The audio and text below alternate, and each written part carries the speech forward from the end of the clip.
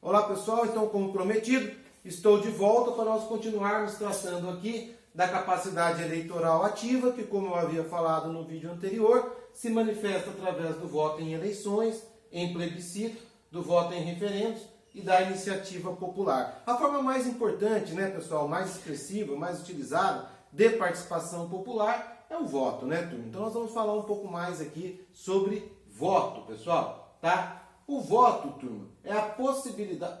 o voto, pessoal, no Brasil... Isso aqui é a continuação do outro quadro, devia ter tirado. O voto no Brasil, pessoal, ele tem as seguintes características, né? Ele é direto, ele é igual para todos, ele é periódico, livre e personalíssimo, pessoal. Vamos entender um pouco essas características do voto. Isso às vezes aparece, né, em questões, tá? Então o voto é uma forma de manifestação da nossa capacidade eleitoral ativa, daquela nossa capacidade de fazer escolhas políticas democráticas, né, dentro de um Estado democrático de direito. E o voto, pessoal, né, ele é direto. Entre nós, o voto é direto, tá? Essa questão do voto direto é uma característica até do presidencialismo. No presidencialismo, a tendência é que todos os cargos sejam escolhidos diretamente pelo cidadão, tá bem? Então nós não temos escolhas indiretas. Os titulares dos cargos políticos, eles são escolhidos diretamente no nosso sistema, diretamente pelo povo, ok? É diferente, por exemplo, do que ocorre no parlamentarismo. No parlamentarismo, o chefe do Poder Executivo Nacional, ele não é escolhido diretamente pelo povo, ele é escolhido de forma indireta pelos parlamentares. Então, o povo elege, escolhe diretamente os representantes do Poder Legislativo, seus representantes no Poder Legislativo, e esses representantes no Poder Legislativo é que vão escolher, então, de forma indireta, né, o primeiro-ministro daquele país parlamentarista, que vai exercer as funções de chefe de governo daquele país. Tá bem, pessoal? Mas aqui no Brasil, nós temos um sistema presidencialista e a escolha dos cargos políticos se opera através do voto e através de um voto direto. Nós votamos em cada um dos cargos diretamente. Tá bem, pessoal? Tranquilo? Entendido isso?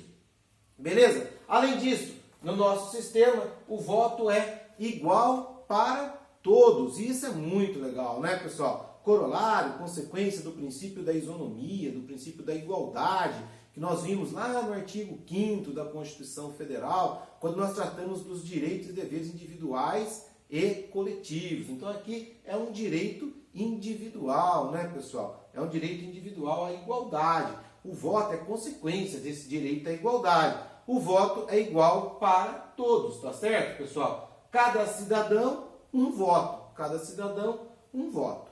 Beleza, turma? Nem sempre foi assim. Já houve períodos no Brasil em que, por exemplo, mulher não votava, né? Durante a escravidão, por motivos óbvios, né? Os escravos também não votavam. Nós já tivemos no Brasil um período do chamado voto, lembra lá das aulas de história, turma? O voto censitário. O que era o voto censitário? Só quem tinha um determinado poder aquisitivo, só quem tinha um determinado patrimônio, né, um determinado nível econômico social, é que podia participar do processo de escolhas políticas através do voto, né? Traduzindo, né, pobres, professores e pobres é a mesma coisa, pobres, né, não votavam quando havia o voto censitário, tá certo, pessoal? Hoje não. Hoje, no nosso sistema de ampla democracia, né, no Brasil, todos têm direito ao voto, tá? E o voto tem a mesma igualdade, tem o mesmo peso para cada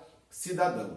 Tá certo, pessoal? Talvez um dos poucos momentos aí da vida, né, em que todos se parelham ali, é no momento da eleição, né? O mais rico e o mais pobre cidadão, eles têm direito a um voto. Ah, professor, mas o mais rico influencia mais, né? O mais rico investe na campanha, o mais rico tem um poder de influência. Verdade, isso é verdade. Mas na urna ele tem um voto. Assim como o mais pobre, né? Como o mais humilde dos cidadãos. Na urna ele tem um voto. Tá bem, pessoal? Então, voto igual para todos e com o mesmo peso para todos. O voto também é, turma, periódico. Periódico, tá certo? É característica também, né, das repúblicas democráticas a alternância do poder. A alternância no poder, tá? As pessoas não devem pelo menos ficar ad eterno no poder. E esta alternância se dá como? Através de eleições periódicas. Periodicamente faz-se eleições para quê? Para a renovação do poder, né? Para que haja renovação nos cargos políticos daquele país. Tá certo, pessoal? E isso, agora eu vou fazer um comentário muito pessoal, tá, turma? É muito meu para vocês, né, meus alunos. E isso, pessoal, é muito, muito, muito importante, tá certo? Muito importante, tá? É preciso criar uma concepção, eu acho, minha opinião pessoal, no nosso país, tanto de quem vota, estamos falando aqui, capacidade eleitoral ativa, como de quem é votado, capacidade eleitoral passiva, tá? Que a pessoa, o político, ele está ali transitoriamente, vamos dizer assim. Ele não é o poder, ele está no poder, tá certo? Que a sua participação deve ser transitória, que ele não deve permanecer ad eterno no poder. Que numa república democrática é saudável a renovação do poder. Pode manter até o mesmo grupo, mas as pessoas têm que se alternar no poder, tá certo? Senão, pessoal, a gente acaba caindo aí numa espécie de oligarquia constitucional, oligarquia autorizada pelo voto, legitimada pelo voto, tá certo? A manutenção por muito tempo de uma mesma pessoa ou de um mesmo grupo no poder acaba, na minha humilde opinião, criando uma oligarquia política, e isso não é bom para uma república democrática, tá bem? Uma das coisas que eu acho que faz muito mal para o Brasil é a reeleição.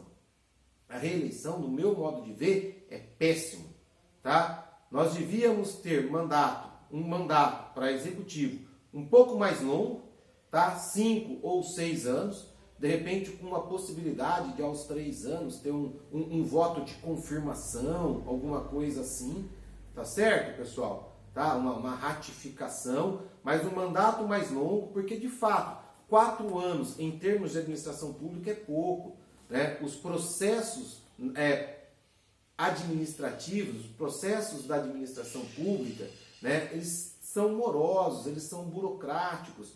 Então, implementar uma nova política governamental, políticas governamentais levam tempo. 4 anos talvez não seja realmente um tempo suficiente.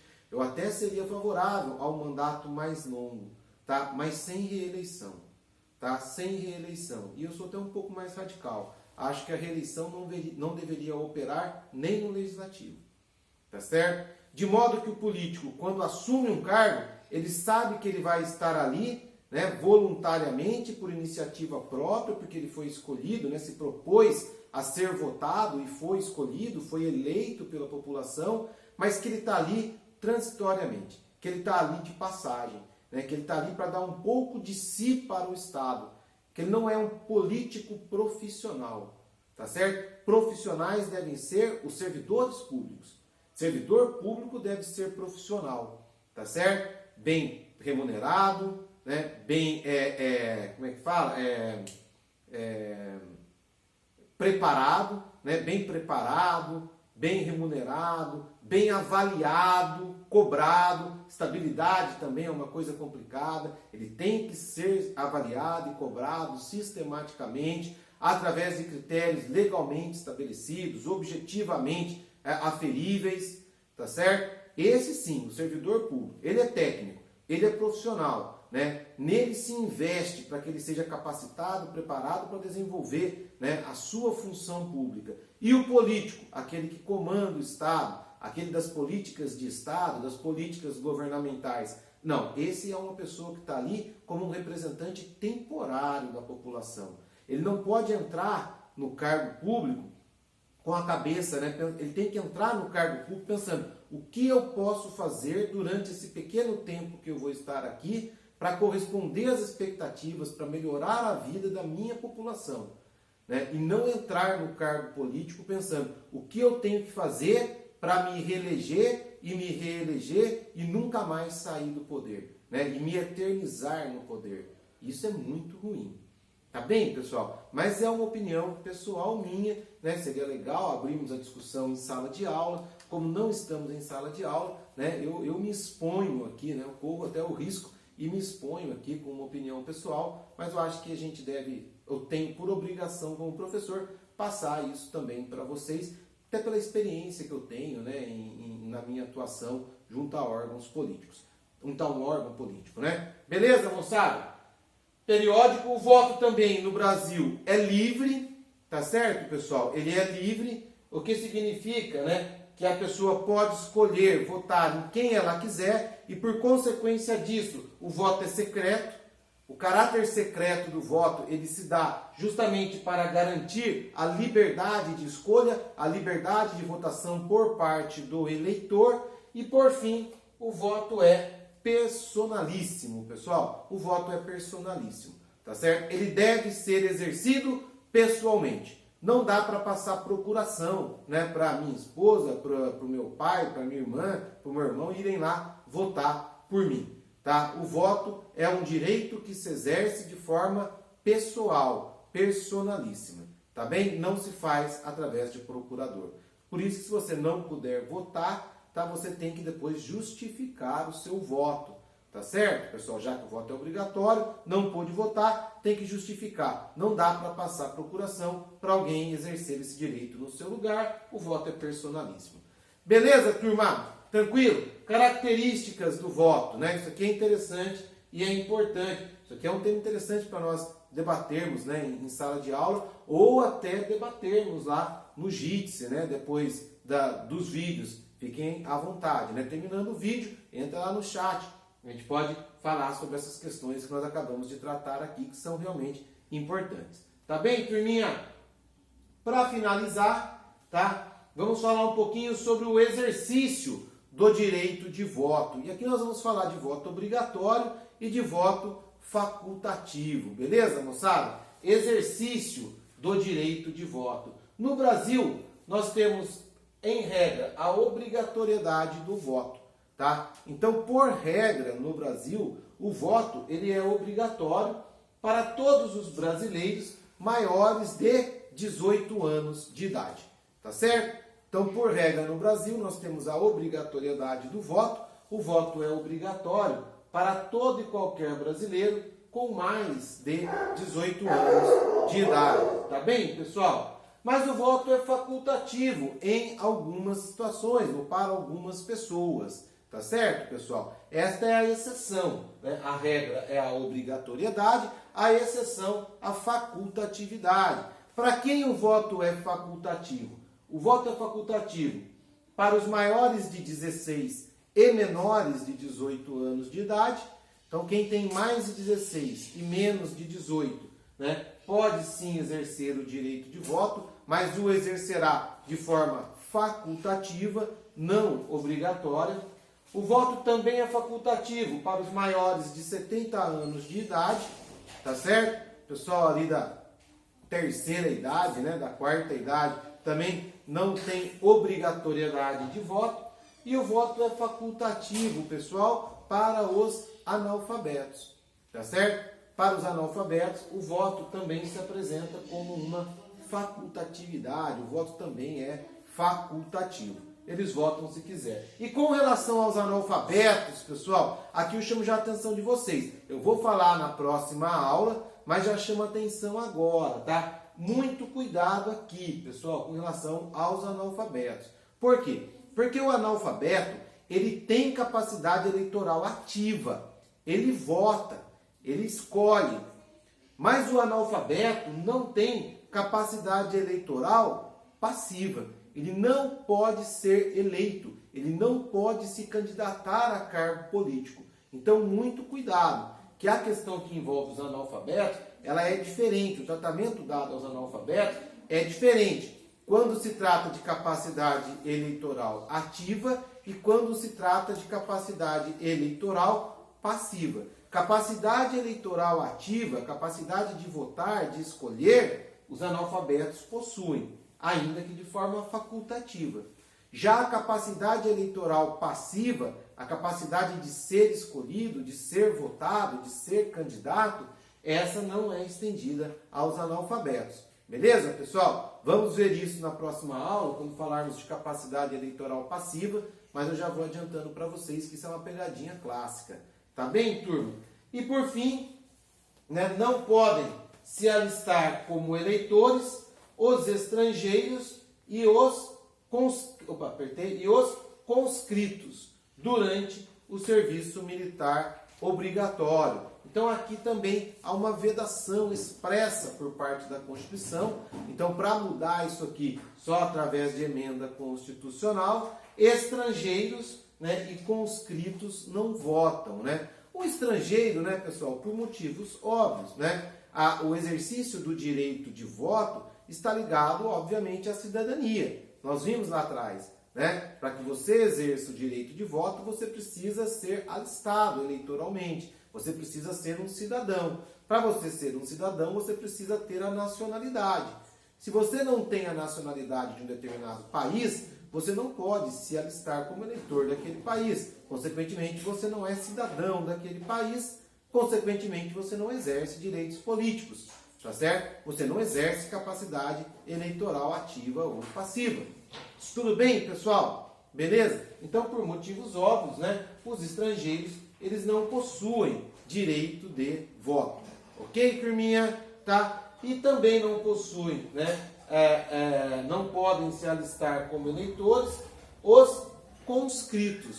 Quem são os conscritos, pessoal? Conscritos são aqueles que prestam serviço militar obrigatório, durante o serviço militar obrigatório. Então nós sabemos que no Brasil, o serviço militar, ele é... Fecha a porta para mim, Letícia, por gentileza. O serviço militar, ele é obrigatório para os homens numa determinada idade, ali por volta dos 18 anos, o homem necessariamente ele tem que se alistar, né, junto às Forças Armadas, obrigatoriamente, tá? E este homem que se alista e que presta o serviço militar obrigatório, ele é o considerado conscrito. Durante a prestação do serviço militar obrigatório, ele também não pode votar, ele também não pode se alistar como eleitor. Tá certo, pessoal? E aqui qual o motivo? O motivo aqui é questão de segurança, né? Se eles estão conscritos, se eles estão servindo, né, as Forças Armadas, eles fazem parte daquele contingente militar que, dentre outras coisas, deve garantir a segurança das eleições. Tá? Então, a priori, eles estariam ali de plantão, né, de sobreaviso, durante a realização das eleições, justamente para quê? Para garantir a segurança e até a própria logística em alguns lugares, né, da realização das eleições, né, em localidades, né, do norte do país, por exemplo, muito afastadas, comunidades ribeirinhas lá da Amazônia, né, são as Forças Armadas, né, na maioria das vezes, que garantem o acesso ao voto, né, que garantem o transporte das urnas e assim por diante, tá certo? Então, este contingente militar, né, que está de serviço,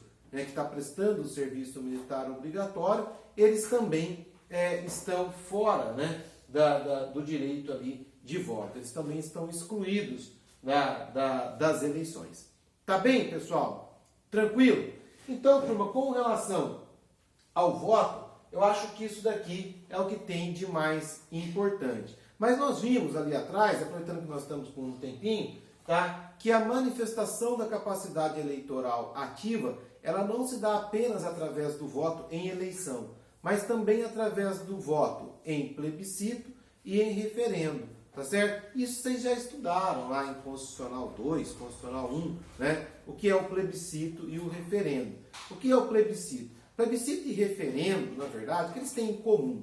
Ambos são formas de consulta popular. Ambos são formas de ouvir a população a respeito de uma determinada medida. É a população opinando, se manifestando a respeito de uma medida a ser tomada ou já tomada, ou a ser tomada pelo poder público, tá certo? Então, plebiscito e referendo são formas de consulta popular, são formas de ouvir a opinião da população a respeito de uma determinada medida governamental, se concorda ou não com uma determinada medida governamental. Tá certo, pessoal? Isso é o que eles têm em comum, formas de consulta popular. O que eles têm de diferente?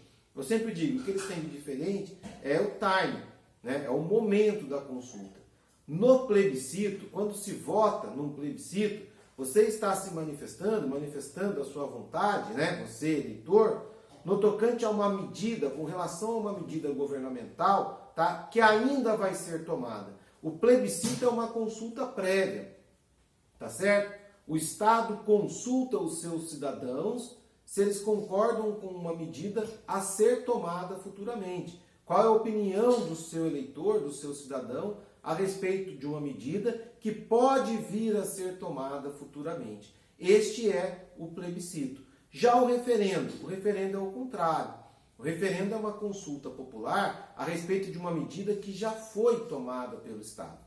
Tá certo? Primeiro toma a medida, depois consulta a população sobre se concorda ou não com aquela medida tomada. Tá bem, pessoal? Então, ambos, plebiscito e referendo, são formas de ouvir a população, de consultar a população, tá bem? De consultar os eleitores, os cidadãos daquele estado, tá? A diferença é o momento, tá? A diferença é quando se faz a consulta.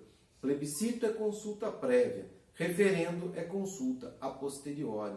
E para encerrar, nós vimos que a capacidade eleitoral ativa, ela também se manifesta através da iniciativa popular. Vamos voltar aqui um pouquinho.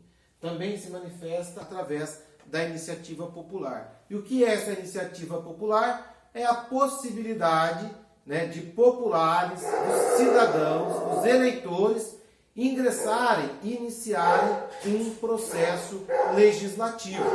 Tá certo, pessoal?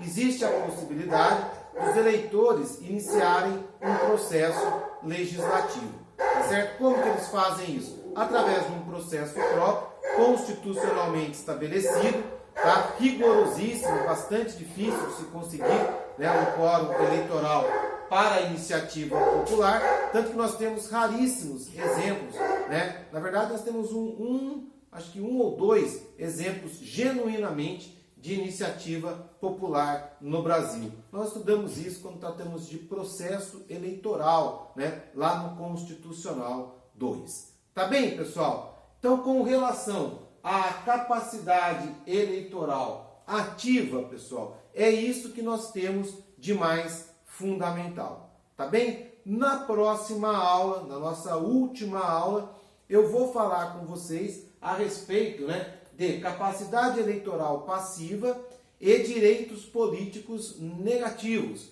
as chamadas inelegibilidades, tá certo? Concluindo, então, a nossa programação, concluindo a nossa ementa, o único direito fundamental que aí ficou um pouco de fora foi justamente os direitos políticos que foram objeto do nosso trabalho, né, que foram compensados com aquele trabalho que eu marquei para vocês lá no comecinho, já na nossa primeira aula. Tá bem, pessoal? E não deixem de postar o trabalho lá na tarefa do AVA que eu abri e depois mandei um vídeo para vocês através dos representantes explicando a situação do trabalho. Tá bem, moçada? Tranquilo? Então é isso. Eu fico por aqui, tá, pessoal? Bom estudo para vocês. Qualquer dúvida com relação à matéria, eu estarei no Jitsi, né, no chat do Jitsi, à disposição de vocês. Um grande abraço, fiquem com Deus e bom estudo para todos.